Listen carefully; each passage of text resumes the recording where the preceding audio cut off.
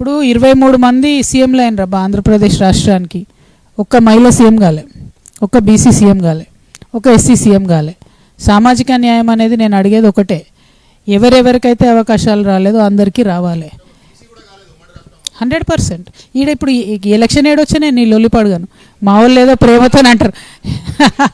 ఇప్పుడు నేనేమంటున్నా అంటే బ్రదర్, నేను ఇప్పుడిప్పుడే మొదలుపెట్టిన, ఇది 3వ జిల్లాలో తిరుగుతున్నాం, ఇంకా 30 జిల్లాలు తిరగాలి. మేము తిరిగి ప్రతి ఒక్కరి దగ్గర నుంచి, మీలాంటి వాళ్ళ దగ్గర నుంచి ఐడియాస్ తీసుకొని మా కార్యాచరణ ఏంది అనేటటువంటిది ఆలోచన చేసుకుంటాం.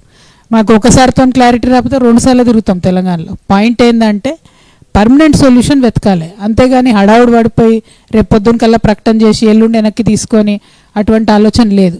సో చాలా సీరియస్గా అదే ఏం చేయాలి భయ్, అది కాంగ్రెస్ పార్టీ మార్కు రాజకీయం. అది నేను